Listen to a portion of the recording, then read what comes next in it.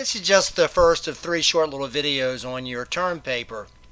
The paper is on a subject of your choice. The only stipulation I have is that it pertains to the larger subject of the class and is a manageable topic. Now, to ensure that it's an appropriate one, the students will need to get the paper topic approved by the date specified on the syllabus.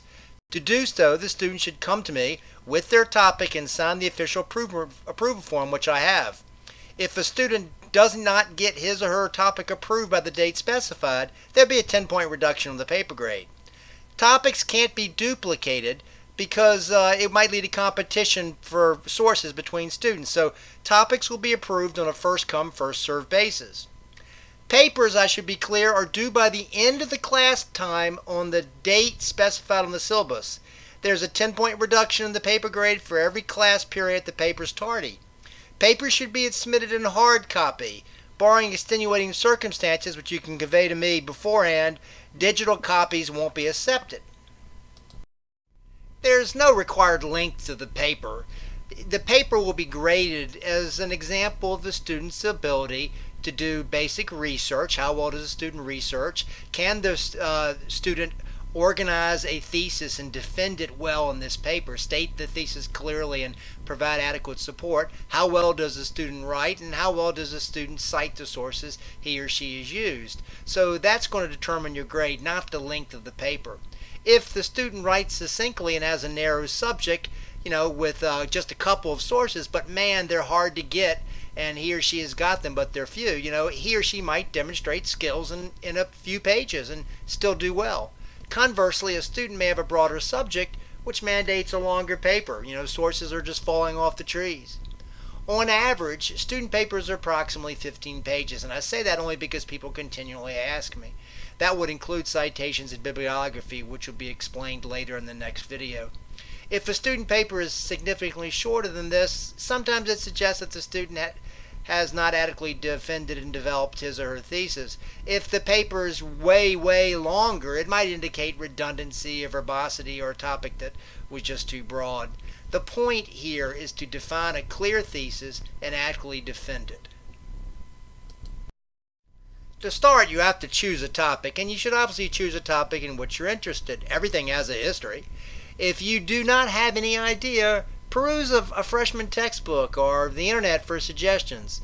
Once you have a few possibilities, you need to go find out what possible sources are available, both primary and secondary, because both are going to be necessary for a good term paper. The other video will discuss some of the basics of researching, like what primary and secondary sources are, but obviously you'll need to know what others have concluded about your possible topic and where you might find something new. In any event, if you find that the sources are very hard to get and distant, perhaps the possible topic just too narrow. Also, if sources are everywhere and you're just being inundated with sources, it might suggest the possible topic is too broad and unmanageable for such a short paper.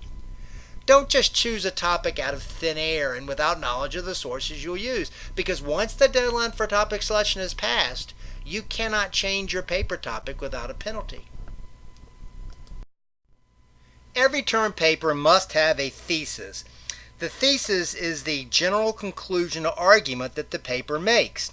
It is this thesis that is developed throughout the paper as the author presents the evidence to support it.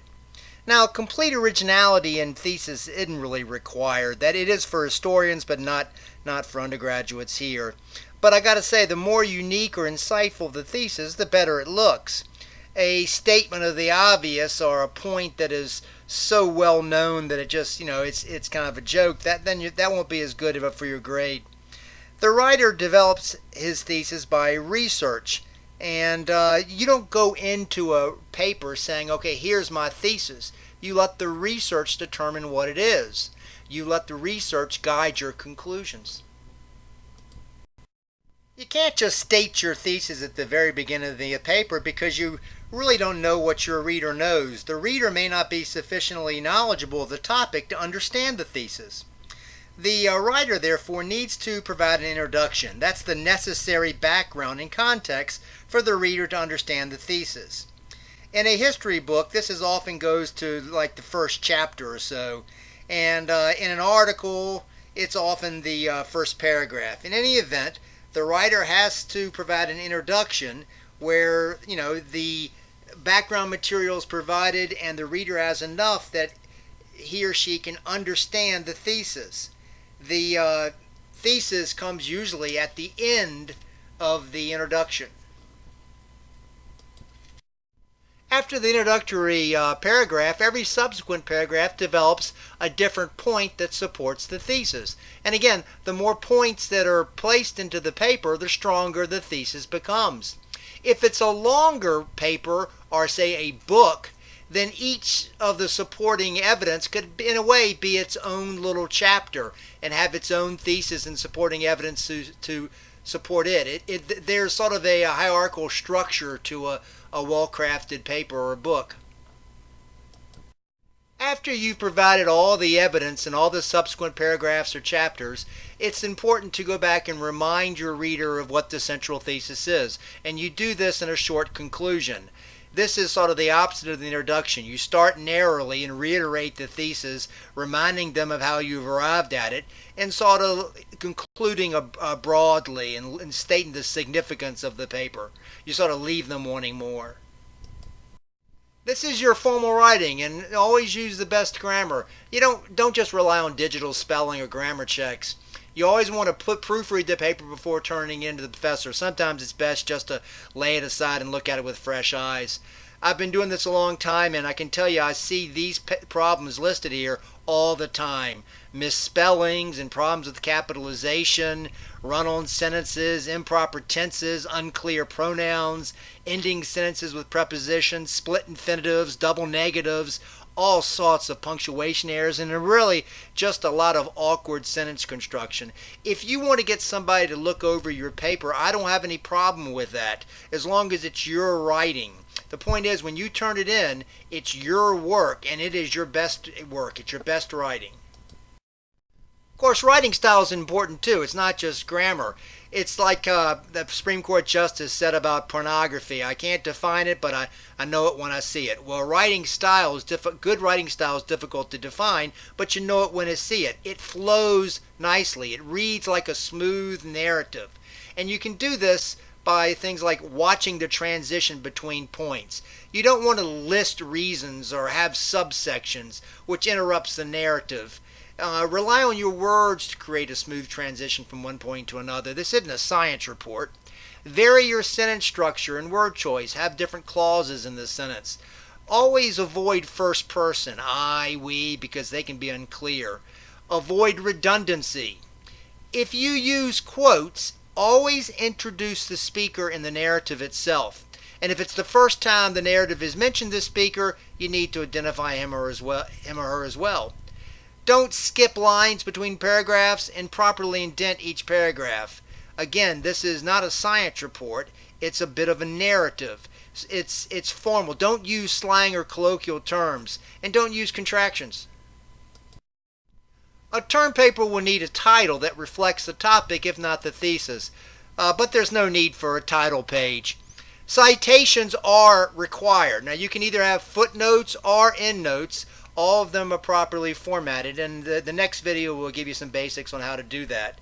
Also, in addition to the footnotes or endnotes, you should have a bibliography at the end. A bibliography includes all the sources that have been used, organized alphabetically for both primary and secondary sources. Again, the other video will go a little more detail on this. A few tidbits for your paper. I'd like them double-spaced, and if you use 12-point font and 1-inch margins. Please number each page and staple the pages together. Please don't use binders. Save yourself that expense. And don't forget to add your name to the first page. Be clear, plagiarism will not be tolerated. If you are caught plagiarizing in any way, you will fail the course. End of discussion. Let's be clear what plagiarism is. It's not only using the words of another writer without permission or citation, it can also be using the ideas of another one without permission or citation. Even if every word you choose is different, if it's their idea, you're guilty of plagiarism. I should note that I'm familiar with a lot of the sources that students use, and also I scan the data, the term papers into several online databases that are getting better every year to check for plagiarism. And so There's always students who think they can pull a quick one and they don't have much integrity. I know that won't be a problem with you because you're a person with integrity and you won't cheat. To conclude, two other short videos will explain some of the basics of research and then citing sources. But keep in mind that the librarians are there to help you, and don't get all worked up about this. I'm there for you, and don't be shy about asking. This concludes the video on sort of organizing and writing your paper.